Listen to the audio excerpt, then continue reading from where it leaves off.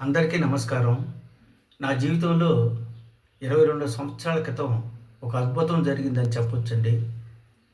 తిరుపతి నుంచి భాస్కర్‌రావు అనే అతను మా ఇంటికి రావటం జరిగింది. అప్పుడు నా పరిస్థితి చాలా తక్కువ స్థాయిలో ఉండింది. అతను వచ్చి, "నేను ఒక విషయం చెప్తాను.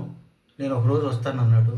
అదేవిధంగా అతను ఒక అమావాస్య ఆదివారం రోజు వచ్చి మా ఇంటికొచ్చి నన్ను తీసుకెళ్ళాడు. అక్కడ ఒక పెద్ద జిల్లేడు చెట్టు ఉండింది. దాన్ని అతను 5-10 అడుగుల మధ్యలో తవ్వటం జరిగింది.